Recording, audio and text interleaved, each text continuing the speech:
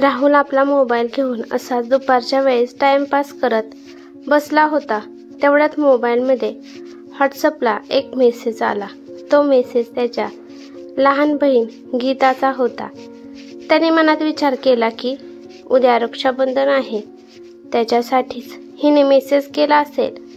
त्यामुळे त्याने वाकडं तोंड करत मेसेजकडे दुर्लक्ष केलं आणि बेडरूममध्ये जाऊन बायकोपाशी झोपला. बायकोला म्हणाला, गीताचा मेसेज आला आहे. बायकोने विचारले, काय लिहिलं आहे तिने? राहुल म्हणाला, मी वाचला नाही. तर बायको म्हणाली, वाचून बघायचा ना काय आहे ते. राहुल म्हणाला, काय असणार आहे तेव्हा? उद्या रक्षाबंधन आहे, त्यामुळे केला असेल. जाऊ दे, तू झोप. म्हणून राहुल पण दुसरीकडे तोंड करून झोपू लागला आणि मनात म्हणाला, खूप गेली शहाणी लागून, मला मेसेज करतीया, लय शहाणपणा करत आहे. तेवढ्यात त्याला जुन्या गोष्टी आठवायला सुरुवात झाली. दादा दादा म्हणत त्याच्या पाठीमागे पळायचे. दादा हा तुझा नाश्ता, दादा घे पैसे. ती त्याला कधी 1-2 रुपये भेटायचे. ते पैसे ती राहुलला द्यायची. दादा तुझे शूज, दादा हा शर्ट खराब झालाय, हा दुसरा शर्ट घाल. दादा ही मिठाई. ती मिठाई गीता रस्त्याच्या पलीकडून पांडुरंगाच्या मंदिरातून माझ्यासाठी आणायची. गीता दिवसभर दादा दादा करत माझ्या मागेच पळायची. त्यामुळे घरचे काम न झाल्यामुळे ती कधी कधी आईचा मार पण खायची. परंतु गीताला आईच्या मारण्याचा काहीच फरक पडत नव्हता. तिची सकाळी उठल्यापासून दादापासून सुरुवात व्हायच्याने रात्री पण दादा झाल्यावरच ती झोपी जायची. एक वेळेस गीताला शाळेत कमी मार्क पडले म्हणून आमचे बाबा गीताला म्हणाले, हा बघ तुझा दादा किती हुशार आहे आणि तुला किती कमी मार्क्स पडले आहेत. तेव्हा गीता पहिल्या वेळेस रडत रडत बाबांना म्हणाली, बाबा त्याला तर तुम्ही इंग्रजी शाळेत घातले आहे आणि मला तर बघा असल्या शाळेत जिथे काही शिकवत पण नाहीत, म्हणूनच तर मला कमी मार्क्स पडले. तेव्हा माझे वडील काही न बोलता गपचिप घराच्या बाहेर गेले. मला वाटतंय त्यांना आपल्या शिपाईच्या नोकरीतून मिळालेल्या पैशातून आम्हा 2 मुलांचे शिक्षण इंग्रजी शाळेत करता येत नसेल. राहुल परत विचार करत करत या अंगावरचा त्या अंगावर झाला. राहुलचं शिक्षण पूर्ण झाल्यानंतर तो मुंबईतील एका मोठ्या कंपनीत मॅनेजर झाला होता. गीता पण आपल्या जेमतेम परिस्थितीत शिकून मराठी शाळेत शिक्षिका झाली होती. ती आपल्यासोबत शिकवणाऱ्या शिक्षकासोबत लग्न करून पुण्यातच स्थायिक झाली होती. वडील आपल्या रिटायरमेंटनंतर आपल्या गावी कोल्हापूरला गेले होते. कोल्हापूरला असलेली आमची 4 एकर शेती याचा मोह त्यांना लागला होता. त्यांनी गावाकडे रिटायरमेंटमधून मिळालेल्या पैशातून 3 मजली घर बांधून खालील मजल्यात स्वतः राहत होते व वरील 2 मजले भाड्याने दिले होते. अशा प्रकारे ते आपल्या म्हातारपणाचा गुजारा करत होते. राहुलच्या बोलण्यावरून त्याचे आई वडील काही दिवसापूर्वी मुंबईला आले होते, परंतु येथील वातावरण आम्हाला मानवत नाही असे बोलून परत ते कोल्हापूरला निघून गेले. आता राहुल आणि त्यांचं नातं फक्त फोनपुरतंच मर्यादित राहिलं होतं. ते एकमेकांशी कधी कधी फक्त फोनवरच बोलायचे, परंतु गीताने त्यांची पूर्ण जिम्मेदारी घेतली होती. शनिवारी रविवारी सुट्टी घेऊन ती कोल्हापूरला यायची. त्यांच्या लाईट बिलापासून त्यांचे गॅस बिल, त्यांचा आठवड्याचा बाजार या सगळ्या गोष्टीची जिम्मेदारी गीता पार पाडत होती. आईला पॅरालिस झाला होता व बाबांना अचानक झटका यायचा म्हणून या दोघांनाही घराच्या बाहेर पडता येत नव्हतं.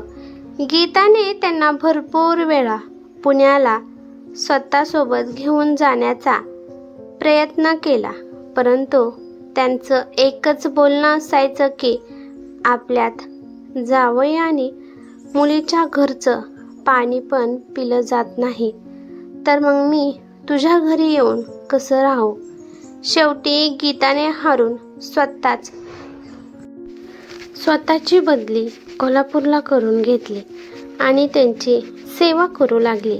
याच्यामुळे गीता आणि तिच्या नवऱ्यात जोरदार भांडण पण झाले. मुलांच्या शिक्षणाचा प्रश्न होता, त्यामुळे तिच्या नवऱ्याचा तिने कोल्हापूरला बदली करून घेतली. या गोष्टीला विरोध होता.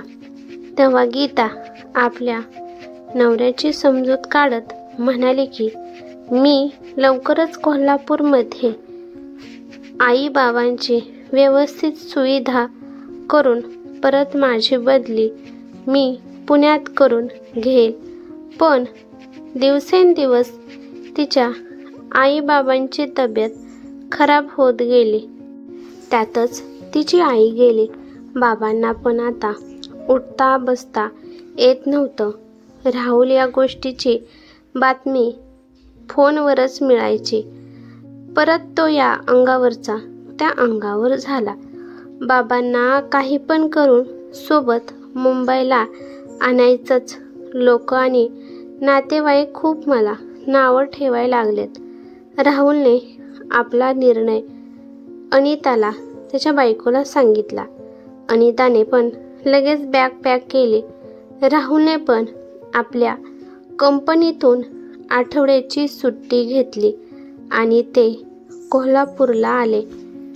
पण बाबांचं एकच पाठ केलेलं उत्तर, तू आणि अनिता तर दिवसभर कंपनीत असणार. मला इथं गीतापाशीच बरंय, मला नको मुंबईला.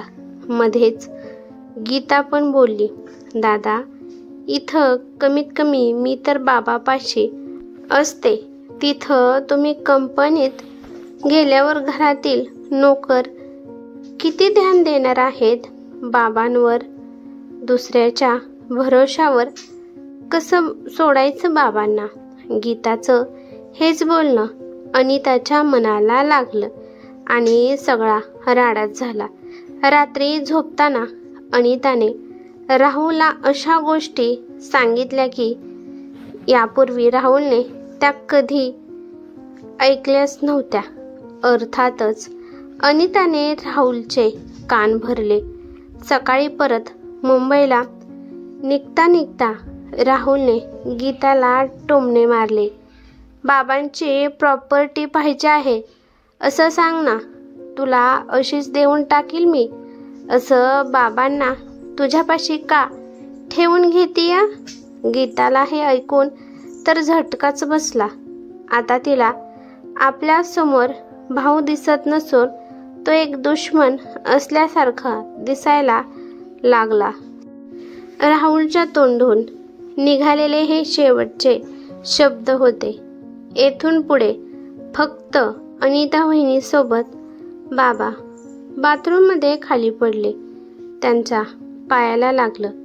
बाबा आता खूप आजारी आहेत आणि भरपूर दिवसापासून गीता आपल्या नोकरीवर न गेल्यामुळे तिची नोकरी गेली. अशा प्रकारचे बोलणं फोनवरच कधी कधी व्हायचं. राहुलसोबत तर तिचं बोलणं होतच नव्हतं. राहुलचा कधी कधी आमच्या चुलत भावाच्या मोबाईलवरच फोन यायचा. तेव्हा तिला तो फोन आलेला फक्त तिच्या कानावर यायचा. परत राहुल या अंगावरचा त्या अंगावर झाला आणि त्याने मनात विचार केला, एकदा तिचा मेसेज वाचून बघायलाच पाहिजे. शेवटी ती माझी लहान बहीण आहे. राहुलने मनात असा विचार करताच त्याने आपला मोबाईल घेतला आणि व्हॉट्सअप ओपन करून गीताने पाठवलेला मेसेज वाचू लागला. दादा, बाबांची तब्येत व्यवस्थित नाही. ते दिवसेंदिवस खराब होत चालली आहे. त्यांना ICU मध्ये भरती केले आहे. हॉस्पिटलला जाण्याच्या अगोदर त्यांनी वकिलाला बोलवून गावाकडील 4 एकर जमीन आणि त्यांनी बांधलेले हे घर तुझ्या नावावर केले आहे. आईचे काही सोन्याचे दागिने जे अनिता वहिनीसाठी होते ते माझ्यापाशी ठेवलेले आहेत. तेच दागिने मी अनिता वहिनीच्या आईपाशी दिलेले आहेत. ते दागिने अनिता वहिनीपाशी पोहोचवतील. दादा, तुला रक्षाबंधनाच्या शुभेच्छा. अनिता वहिनींना माझ्याकडून देण्यासारखं असं काहीच नाही. तुमच्या बारक्या बाळाला लव यू.